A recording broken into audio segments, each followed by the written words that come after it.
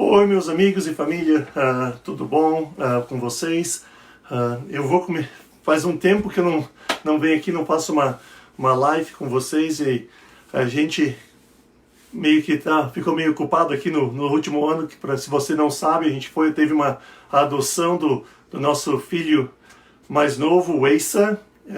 Ele está com 9 meses agora, então a nossa vida mudou bastante no último ano e infelizmente eu não tive mais tempo de fazer uma live, mas com essa quarentena, o coronavírus que nós estamos passando por aqui nos Estados Unidos e no mundo todo, sobrou um pouco de mais de tempo de ficar em casa e muito mais. Então, na nossa igreja, nós estamos fazendo uma série aqui durante essa semana pelo livro de Gálatas.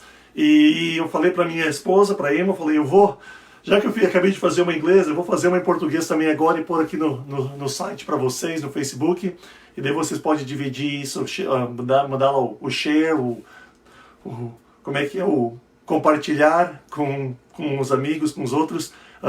E isso vai ser uma ótima, mas eu estou esperando só dando um tempo aqui para ver se algumas pessoas vão se juntar aqui a nós. Esperando minha esposa compartilhar no Facebook dela para todo mundo poder entrar aqui. Mas não, eu vou ler sobre no livro de Gálatas. Por essa semana, cada dia eu vou ler um versículo, um capítulo, e a ideia é de tentar fazer isso aqui ser um pouco mais colaborativo. Então, se você quiser, durante a semana, ler o capítulo, hoje a gente vai ler o capítulo 1, amanhã no 2, 3, 4, até sábado a gente lê o 6.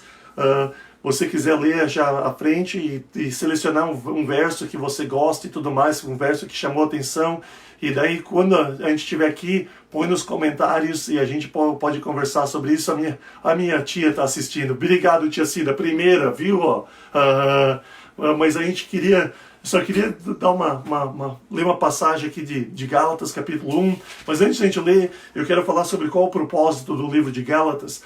Gálatas é uma região que o apóstolo Paulo tinha passado já, e assim que ele saiu da região, um falso gospel entrou na cidade, e na igreja principalmente, e não era um gospel que estava dizendo que Jesus não morreu, mas era um gospel que falava que você era salvo pelos seus trabalhos, que você tinha que seguir e se tornar um judeu primeiro e seguir as leis do judaísmo, e daí sim você poderia se tornar um cristão. Então Paulo meio que escreve com esse intuito de mudar as pessoas, de tirar as pessoas dessa crença e mover eles para uma crença no verdadeiro gospel.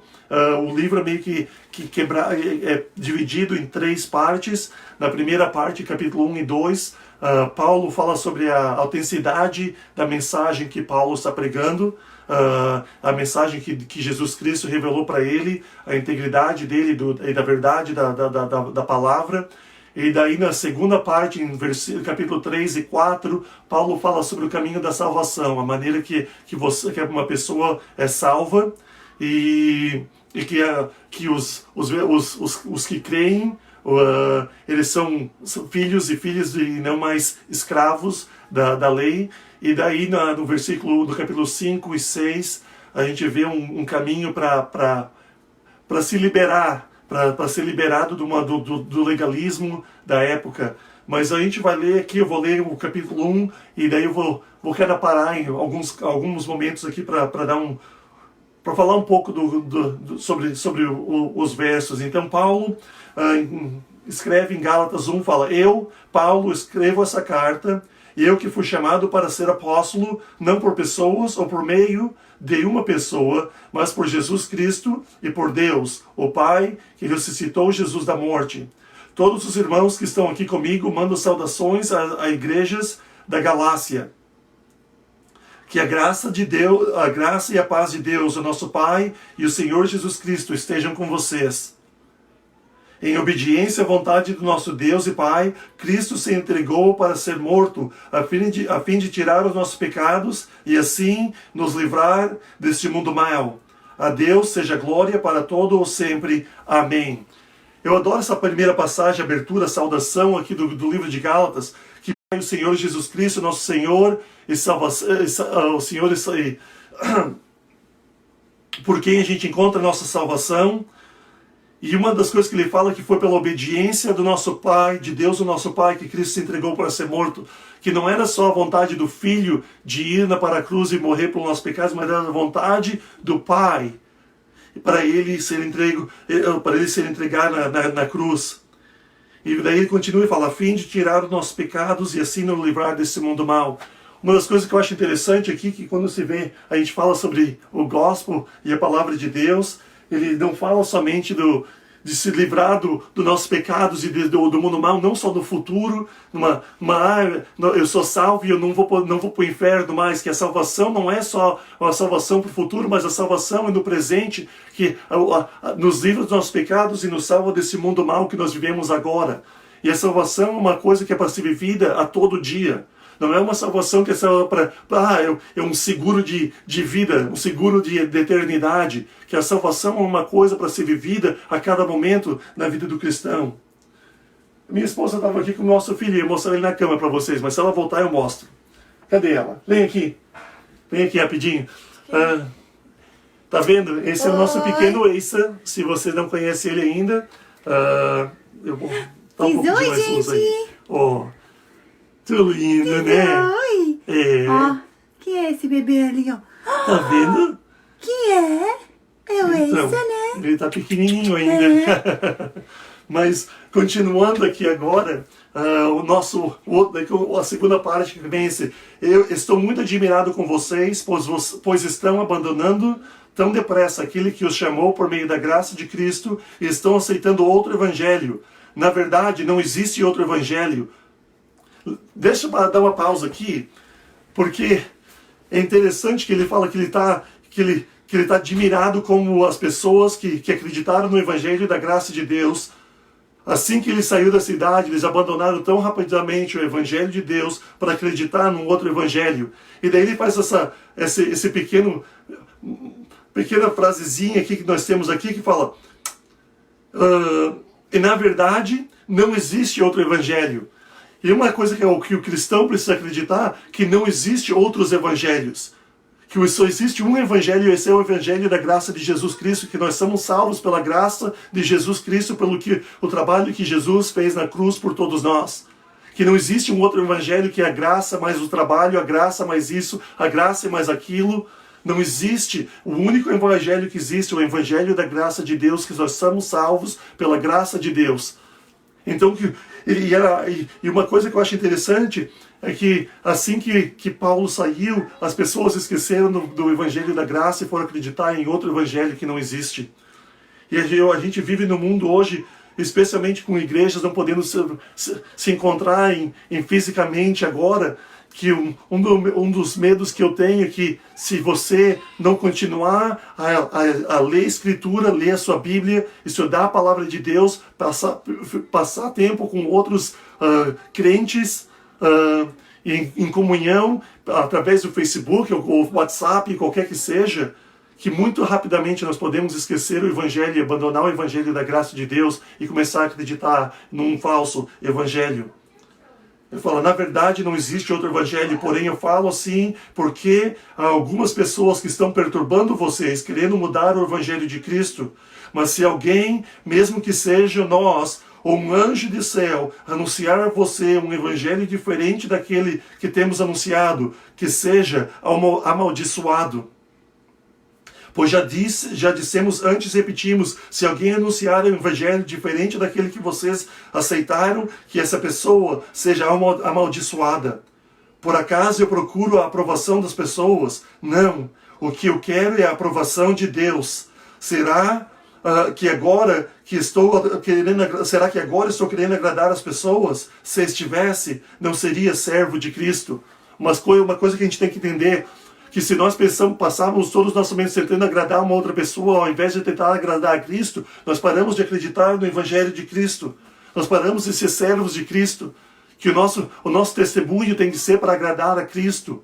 E se isso for contrário com o que outras pessoas acreditam, e for contrário com o que o seu amigo acredita, se o que ele acredita é contrário ao Evangelho de Cristo, você serve o Evangelho de Cristo.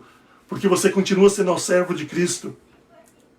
Meus irmãos, eu afirmo a vocês que o evangelho que eu anuncio não é uma invenção humana. Eu não recebi de ninguém, e ninguém o ensinou a mim, mas foi o próprio Jesus Cristo que o revelou para mim. Vocês ouviram falar de como eu costumava agir quando praticava a religião dos judeus. Sabem como eu perseguia sem dó nem piedade a igreja de Deus e fazia tudo para destruí-la. Quando praticava essa religião, eu estava mais adiantado do que a maioria dos meus patrícios da minha idade. E seguia com mais zelo do que elas as tradições dos meus antepassados. Porém, na sua graça, me escolheu antes mesmo de eu nascer e me chamou para servi-lo. E quando ele resolveu revelar para mim o seu filho a fim de que eu anunciasse aos não-judeus a boa notícia a respeito dele, eu não fui pedir conselhos a ninguém. Eu também não fui a Jerusalém para falar com aqueles que eram apóstolos antes de mim. Pelo contrário, fui para a região da Arábia e depois voltei para Damasco. 3 anos depois fui a Jerusalém para pedir informações a Pedro e fiquei 2 semanas com ele e não falei com nenhum outro apóstolo, a não ser com Tiago, irmão do Senhor. O que eu escrevo a vocês é verdade, Deus sabe que não estou mentindo. Uma coisa que eu acho interessante Paulo está fazendo aqui, tem muitos judeus que estão entrando na igreja tentando ensinar o evangelho que você tem que seguir o judaísmo primeiro para depois se tornar cristão. E Paulo fala, de todos os judaísmos, de todos os meus amigos judeus, meus patrícios, eu fui o mais avançado de todos. Eu sei mais sobre judaísmo do que qualquer outra pessoa. E o que eu falo para vocês eu aprendi de Deus, que veio de Deus, que Deus revelou para mim primeiro. E uma coisa que é importante para a gente entender, que o evangelho de Deus que é para a gente aceitar a graça de Deus, que Deus continua indo atrás de nós. Ele deixa os 99 e vai atrás de um. Ele foi atrás de Paulo. E da mesma maneira Deus está indo atrás de você hoje. Ele está indo atrás de você e do seu coração. Ele está te perseguindo, querendo que você siga Ele. E você tem a sua opção de dizer eu quero segui-lo ou não. E para você dizer, não, eu não vou fazer uma decisão hoje, você está fazendo uma decisão contra Jesus, mas Paulo diz que Deus começou a me seguir e Ele veio atrás de mim, Ele me separou desde antes de eu nascer. Ele já tinha reservado esse ministério para mim, que foi revelado para Ele. Deus quer revelar um ministério para você, Ele quer revelar um futuro para a sua vida, mas você tem que aceitar e seguir Ele. Você tem que se render ao Evangelho, à graça de Jesus Cristo. E Paulo fala que ele se rendeu a Jesus Cristo no passado, na rua de Damasco. E quando se rendeu a Jesus Cristo, ele não precisou ir perguntar a mais ninguém se era o que ele devia fazer, que o gospel da palavra de Deus foi revelado para ele por Deus. Ele continua. Depois foi para a região da Síria e da Cilícia. Durante esse tempo, as pessoas das igrejas da Judéia não me conheciam pessoalmente. Elas somente tinham ouvido o que os outros diziam. Aquele que antes nos perseguia está anunciando agora a fé que no passado tentava destruir. E louvavam a Deus por minha causa. Deixa eu terminar com essa palavra. Paulo, o apóstolo Paulo, ele perseguiu a igreja e tentou destruir a igreja, matando crentes, matando os seguidores de Jesus Cristo. E termina em Gálatas 1, falando que a igreja, quando ouviu o que ele estava fazendo, que aquele que perseguiu a igreja está anunciando agora a fé que no passado ele tentou destruir. Não há nada que você possa fazer, não há nada que você fez no seu passado que possa te inibir de receber a graça de Deus. Que a graça de Deus é para todos nós e é para você também. Que eu garanto que não há nada que você tenha feito que Paulo não tenha feito pior. E a graça de Deus e a fé de Deus, ele está pregando a fé de Deus para os outros. E a minha oração para você é que você aceite a graça de Deus e que você comece a pregar a fé em Jesus Cristo e a graça de Deus para os outros ao seu redor. Nesse tempo que é difícil, de isolamento, de quarentena, no momento que todos estão passando por dificuldades, é o momento que as pessoas estão procurando por uma palavra de graça, uma palavra de esperança. E não existe esperança maior do que na palavra de Deus. Não existe esperança maior do que a palavra e o amor de Deus na nossa vida. Então use esse momento difícil para mandar uma mensagem para aquela pessoa que está tá deprimida, tá passando com medo, tá passando uma dificuldade, manda uma mensagem, mande uma palavra de fé para eles, para que eles sintam o amor e a graça de Deus.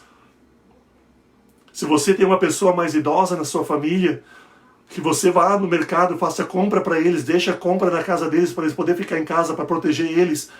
Se você tiver um vizinho de mais idade, faça isso pelo seu vizinho, que você possa mostrar a graça de Deus para os outros ao seu redor. Se você tem a oportunidade de servir alguém nesse momento de dificuldade, sirva alguém para demonstrar a graça e o amor de Deus por eles. Amém? Eu não estou podendo ver os comentários hoje, mas a minha oração, eu vou terminar com uma oração, a minha oração é que Deus abençoe todos vocês. Amanhã nós vamos ler Gálatas 2, e nós vamos tentar fazer aqui para a gente poder interagir um pouco mais. Eu vou fazer mais ou menos, eu começar lá para umas 8h30 da noite, vamos dizer, aí no Brasil.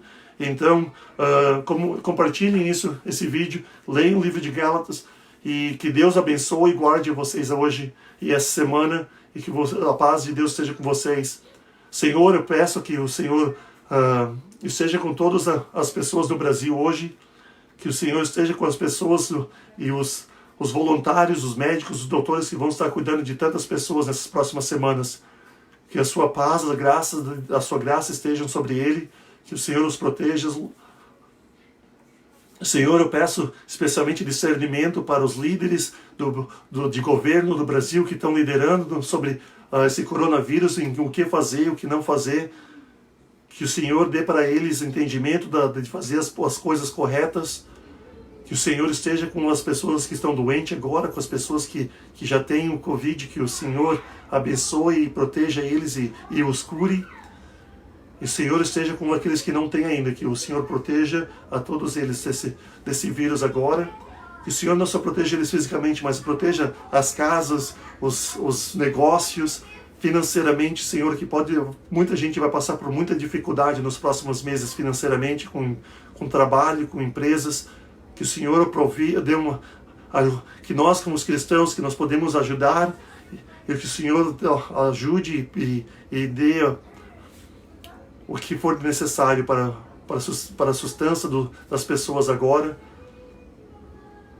não somente emocionalmente, mas fisicamente também. Senhor, nós te amamos e te oramos tudo isso no nome do Senhor Jesus. Amém. Obrigado por ter assistido isso. Amanhã eu estou de volta, lá por umas 8h30 da noite. Eu põe uma mensagem mais cedo para dizer o horário certinho. Depende do que nós temos que fazer aqui, o que vai estar acontecendo essa semana de quarentena. Mas obrigado por ter assistido e até mais. Tchau, tchau.